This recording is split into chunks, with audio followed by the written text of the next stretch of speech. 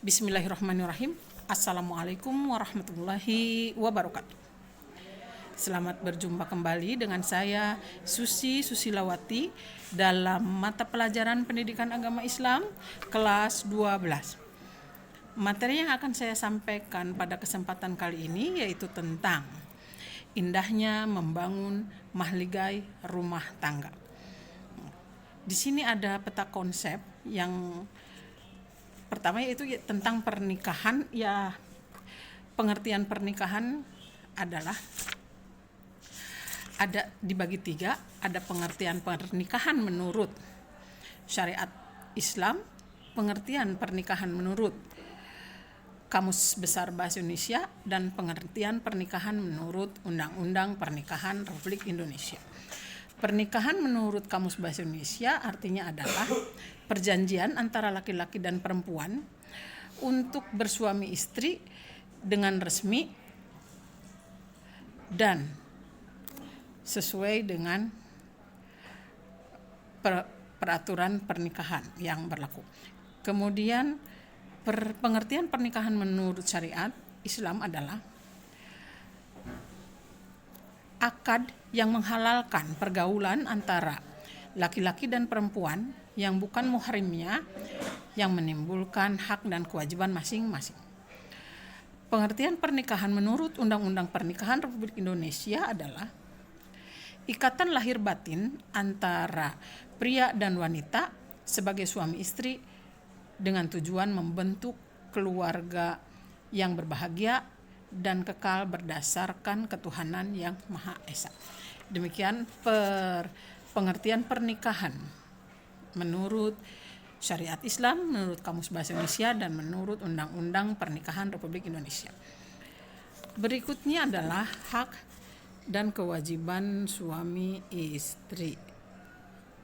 Hak dan kewajiban suami istri yaitu di mana suami istri tersebut dua-duanya itu mempunyai kewajiban untuk memelihara dan mendidik anaknya sebaik-baiknya, kemudian setia dalam hubungan berumah tangga dan memelihara kebutuhannya dengan berusaha melakukan pergaulan secara bijaksana, rukun, damai, dan harmonis, kemudian saling membantu antara keduanya, kemudian menjaga penampilan lahiriah dalam rangka merawat keutuhan, cinta, dan kasih sayang antara keduanya, dan berbuat baik terhadap mertua, ipar, dan kerabat lainnya dari kedua belah pihak. Berikutnya adalah pernikahan dalam Undang-Undang Pernikahan Republik Indonesia. Di negara Republik Indonesia itu, segala sesuatu yang berhubungan dengan masyarakat, dengan kependudukan itu harus dilegalkan. Termasuk salah satunya adalah pernikahan.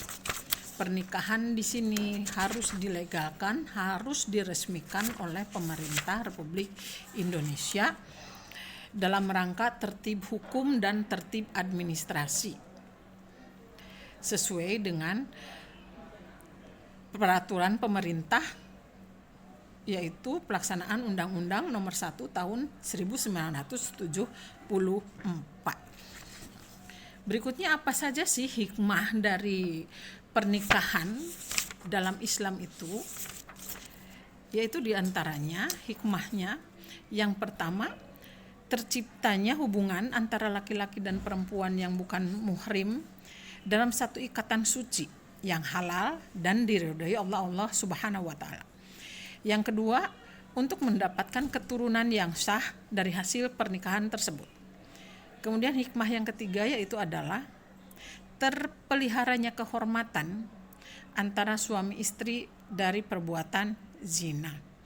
Yang keempat, terjalinnya kerjasama antara suami dan istri dalam mendidik anak dan menjaga kehidupannya. Yang kelima adalah terjalinnya silaturahim antar keluarga besar dari pihak suami dan dari pihak istri. Kurang lebih seperti itu hikmah dari pernikahan. Selanjutnya adalah bahasan tentang ketentuan pernikahan dalam Islam.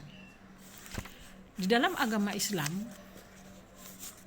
ketika kita akan melakukan pernikahan, itu harus memenuhi beberapa ketentuan-ketentuan. Di antaranya kita harus memenuhi rukun dan syarat-syarat nikah. Ya. Rukunnya apa saja sih dalam pernikahan? Rukun nikah dalam syariat Islam ada 5. Yang pertama adalah harus ada calon suami, yang kedua harus ada calon istri, yang ketiga harus ada wali, yang keempat harus ada 2 orang wali, yang kelima harus ada sigot atau ijab qabul. Itu 5 rukun yang wajib dipenuhi ketika kita akan melakukan pernikahan. Jika salah satunya tidak terpenuhi, maka tidak sahlah pernikahan tersebut. Untuk calon suami itu syaratnya adalah bukan muhrim, kemudian orang yang dikehendaki dan beridentitas jelas.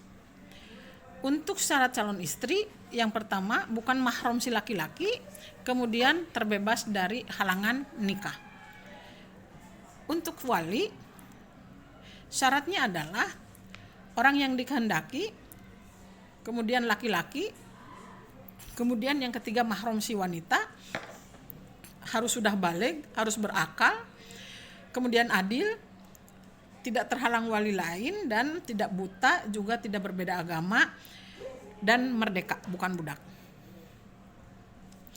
Untuk syarat 2 orang saksi, saksi tidak boleh 1 orang, harus 2 orang. Di mana 2 orang tersebut adalah harus laki-laki, kedua-duanya tidak boleh wanita, dan bukan orang fasik, juga bukan budak. Kemudian tidak boleh merangkap sebagai saksi dan sunnah dalam keadaan rela atau tidak terpaksa. Itu adalah syarat menjadi wali.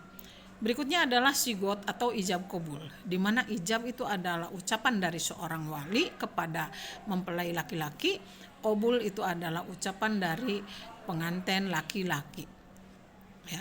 Syaratnya yaitu yang pertama, untuk sigot atau ijab qabul, yang pertama tidak tergantung dengan syarat lain, kedua tidak terkait dengan waktu tertentu, ketiga boleh dengan bahasa asing, keempat dengan menggunakan kata tazwiz atau nikah, tidak boleh dengan sindiran, yang kelima qabul, harus dengan ucapan qabiltu atau nikahaha atau tazwizaha, dan tidak boleh didahulukan dari ijab.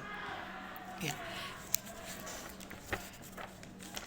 Kemudian setelah rukun dan syarat tersebut terpenuhi, barulah proses pernikahan bisa dilakukan dengan sah. Nah, dari pokok bahasan tersebut, ya, kita harus melakukan hak kewajiban suami istri, harus mengikuti undang-undang pernikahan Republik Indonesia, hikmahnya juga apa, ketentuan pernikahan dalam Islam seperti apa. Itu semuanya adalah tujuannya adalah untuk membentuk sikap dan perilaku yang saling menasehati, saling menyayangi, saling mengasihi. Itu adalah tujuan kita membangun rumah tangga. Demikian sekilas tentang materi indahnya membangun mahligai rumah tangga. Mudah-mudahan bermanfaat. Saya akhiri. Wassalamualaikum warahmatullahi wabarakatuh.